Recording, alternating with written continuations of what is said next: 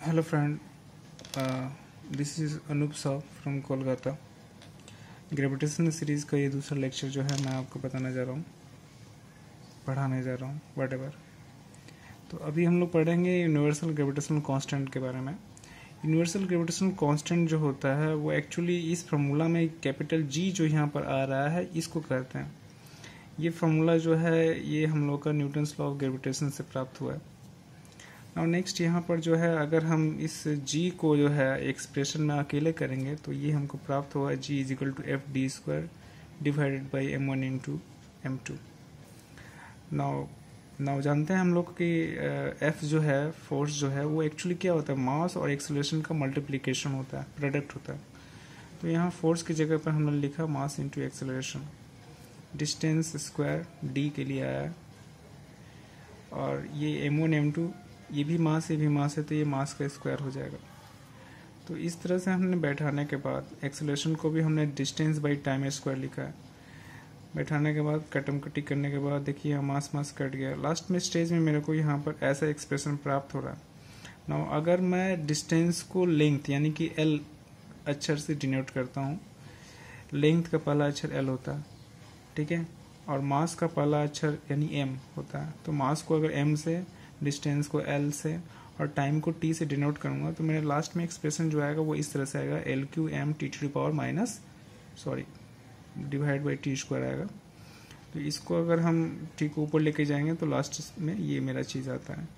तो ये एक्चुअली ये डायमेंशनल फार्मूला हो जा रहा है किसका, यूनिवर्सल ग्रेविटेशनल कांस्टेंट जी का, ठीक है।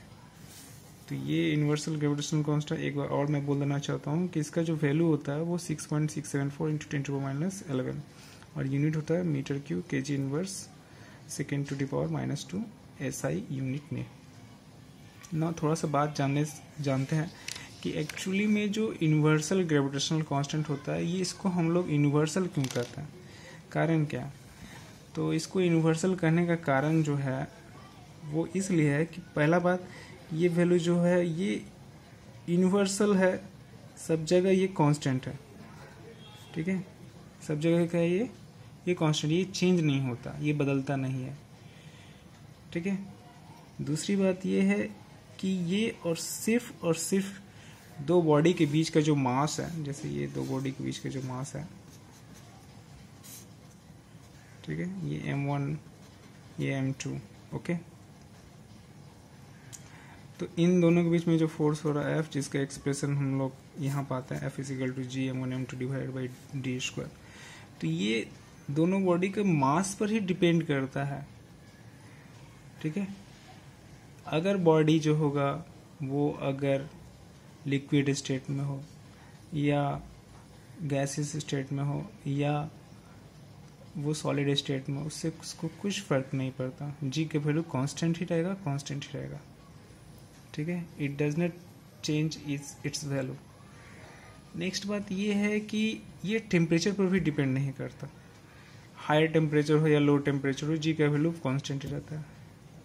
और ये जी जो है चाहे हम टेरेस्ट्रियल ऑब्जेक्ट के लिए लेके चले या बाहर का एक्स्ट्रा टेरेस्ट्रियल कोई बॉडी है उसको लेकर चले या अंतरिक्ष में अगर मान लेते हैं, इसमें यहाँ पर हम फोर्स निकालते हैं is equal to G m1 m2 divide by R square निकालते हैं, वहाँ से जी का वैल्यू हम लोग फाइंड आउट करेंगे तो हम लोग हर बार हम लोग यही प्राप्त करेंगे 6.674 into 10 to power -11 metre cube K G inverse second to the power -2।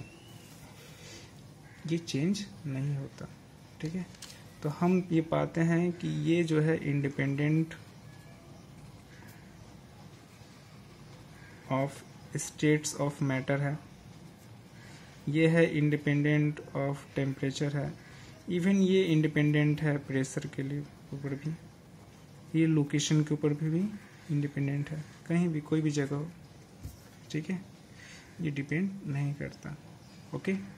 तो इसलिए हम इस कांस्टेंट को यूनिवर्सल कहते हैं। परीक्षा में ये शॉर्ट क्वेश्चन के रूप में आ सकता है कि why gravitational constant is called universal, तो ये जानना जरूरी है। Thank you for watching this video.